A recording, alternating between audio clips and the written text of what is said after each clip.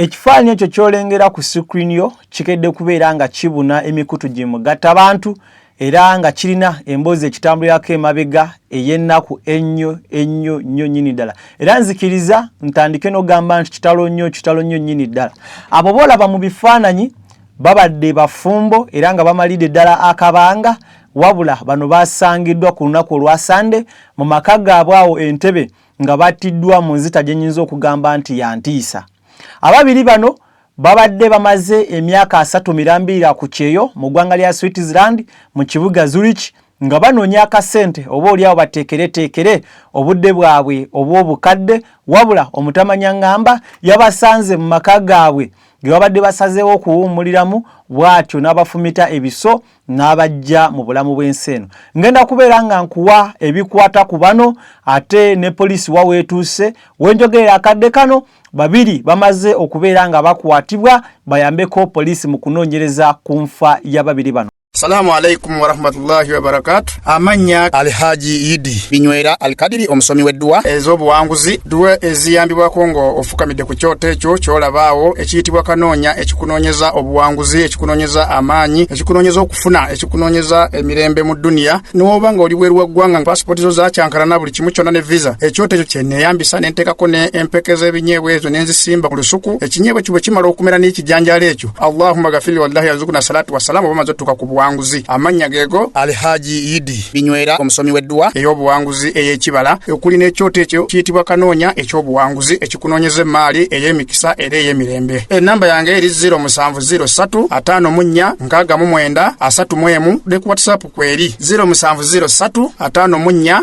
69 31. Assalamu alaikum wa rahmatullahi wa barakatuh. Amanya Alhaji Idi Binywera omusomi w'edduwa ez'obuwanguzi. Assalamu alaikum wa rahmatullahi wa barakatuh. Omukutu oli ku Viki Exclusive agange nze wansaleke gyo ntudde okulwa munnange Viki atasobodde kubeera okutusaako mbeera nga bwetambula, naye nga nkakasa maaso awo agenda kujja asobola okubeera nga ate akuweereza bulungi nnyo nnyini ddala.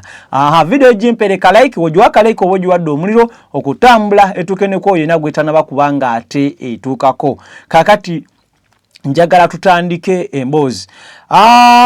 Omwami Mutaaga David Nabeeta myaka 69 kosa ne mukyala we Mutaaga Deborah Florence myaka 62.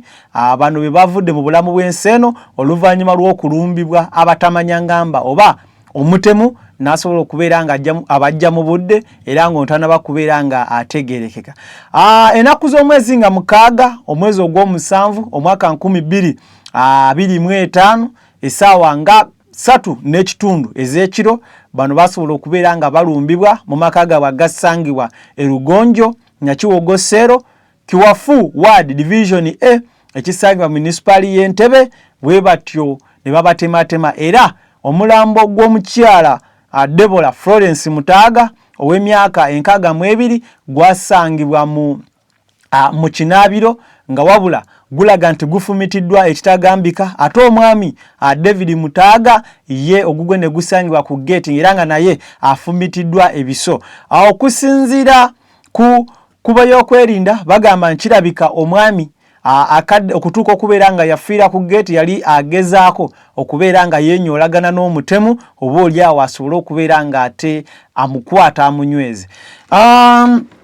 Enjega eno okugwawo ekiro okusinziira kubaliwo oba kubaliraanwa bategeezeza nti waaliwo akabaga emisana oba bayinawo kapate emisana era abagenyi be baayita baali batonotono.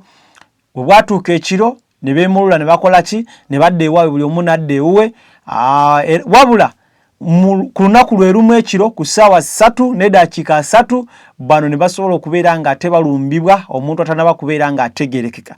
Kiteeberezebwa okubeera nga omutemu bw'abanga teyalina kisumuluzo n'ayingira buyingizi mu nju, bano beggaliramu n'omutemu era ng'omutemu ono ateeberezebwa okubeera nga y'omu oba nga yajjira mu bagenyi abajja ku pate, ye n'asigala mu nnyumba asobole okubeera nga ate atuukiriza mission eno. Lwaki? Enzigi z'ennyumba y'ababiri bano zasangiddwa nga tezirinaako buzibu bwonna. Gate eyingira mu maka g'ababiri bano yabadde ya remote. CCTV camera oba kamera enkesi eziri mu maka g'omwami ono Mutaaga David tezakwatibwako. Okitegeera zo tezirina buzibu bwonna zasobola kubeera nga zikola ki zituusibwako. Ekimu ku kiraga nti omuntu eyabatuusaako obulabe ayinza okubeera nga beegalira mu nnyumba nga mwali, oba oliawo yali ayina ekisumuluzo ekisobola okubeera nga kiggulawo obulungi n'atakozesa lyanyi kubeera nga ayingira mu nnyumba okukola ettemo lino. Okujjukiza ettemo lino lyaliwo ku Sande newankubadde amawulire okutandika okubeera nga gasansana gatandise lunaku lwa leero.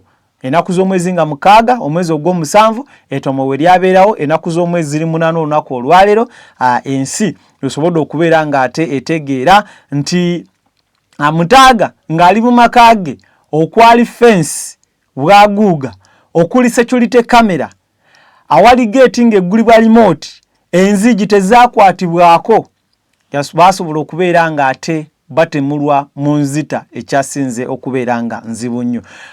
Ababiri bano baali bakava ku kyeyo gye baali bamaze emyaka 3 mirambirira, ekyo nakikutegeezezaako nga balina enteekateeka zaabwe nti bwe tunaaba tukaddiye era emyaka gyabwe emyaka 62 69 babadde bakaddiye era ne bakomawo mu maka gaabwe ge baali bazimbye amaka gaabwe ag'obukadde bawumulire komo nga tebamanyi nti ate obulamu bwabwe bugenda kubeera nga ate busaanawo bwe buti. Kitalo nnyo nnyini ddala. Ab'ebyokwerinda batuuse ku kifo kino ne batandika okubeera nga basoloza ebyo ebisobola obbayambako okutuuka ku mutemu eyakoze ettemo lino, era bwe batyo ebisigalira oba emibiri gy'abagenzi okuli ogwa David Mutaaga kwosa ne Mutaaga Deborah mukyala we gyatwaliddwa mu ddwaliro ly'e Mulago okusobola okubeera nga atoba oliawo gyekebejjebwa bamanye kiki ekituufu ekyaviiriddeko ababiri bano okubeera nga ate bafa. Sofa tebanaba kubeera nga bakakasa ekigendererwa ky'omutemu era n'omutemu tanaba kubeera nga amanyikwa yaani, wabula bateebereza okubeera nga ono yabadde azze kunyagulula bw'atyo era n'anyagulula n'aleka ababiri bano nga bafu.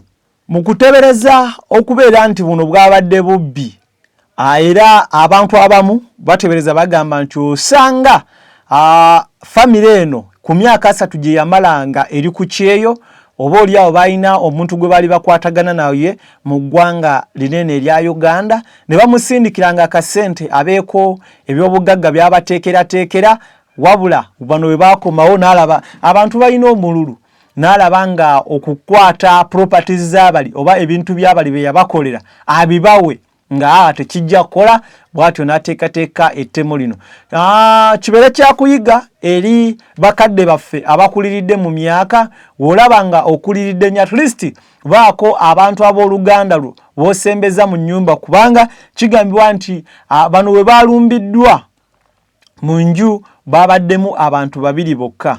Oba okitegeera, bantu 2 bokka mu nnyumba, ettemu libazinzeeko, bakadde tebasobola kwerwanako, okakananga obulamu bugenze. So embeera ng'eyo bakadde baffe mugirowoozeeko. Musobola okukozesa security eza buli kala, naye ate omuntu nga ayagadde okutta munnange asobola okukola ki? Okumalawo. Jjukira omusajja abadde ne fence ku nnyumba ye, gate ya remote, ayina security camera, enzigi ze ez'amaanyi, naye bayingidde oba omutemu yayingidde n'asobola okubeera nga ate asanyaawo obulamu bwabwe. Emyoyo gy'abagenzi tusaba Omukama Katonda agiramuze kisa, aba famire enjega y'amaanyi tusaba Katonda abagumye, baneiba babadde bawangala n'abantu bano Omukama abagumye. Okitegedde? So embeera awo weeri, babiri nga bano bakozi be basobodde okubeera nga bakwatibwa akadde kano, era ebisingawo ngenda kubeera nga nkomawo mbikutegeeze. Omukutu oli ku Viki Exclusive agangeze wansalekejo, nkujjukiza nti tuddewo kulwa munnange Viki atasobodde kubeerawo kutuusaako mbeera nga bwetambula. Tusinkane mu updates eziddako, akume atakuumira mpeera, mweraba. Assalamu alaikum warahmatullahi wabarakatuh. Amanya Alhaji Idi Binywera Alkadiri omusomi weddwa ez'obuwanguzi duwe eziyambibwako ngo ofukamidde ku kyoto ekyo kyolabaawo ekiyitibwa kanoonya ekikunoonyeza obuwanguzi ekikunoonyeza amaanyi ekikunoonyeza okufuna ekikunoonyeza emirembe mu dunia n'oba nga oli bweru wa ggwanga passport zo zakyankalana buli kimu kyonna ne visa ekyoto ekyo kyenneeyambisa ne nteekako ne empeke z'ebinyeebwa ezo ne nzisimba ku lusuku ekinyeebwa kibwe kimala okumera n'ekijanjaalo ekyo Allahumma ghafir wallahi yarzuqna salatu wassalamu oba maze otuuka ku buwanguzi amanya geego Alhaji Idi Binywera omusomi weddwa ey'obuwanguzi ey'ekibala okulina ekyoto ekyo kiyitibwa kanoonya eky'obuwanguzi ekikunoonyeza emaali ey'emikisa era ey'emirembe enamba yange eri 0703 54 69 31 ne ku WhatsApp kweri 0703 54 69 31. Assalamu alaikum warahmatullahi wabarakatuh. Amanya Alhaji Idi Binywera omusomi weddwa ez'obuwanguzi. Assalamu alaikum warahmatullahi wabarakatuh.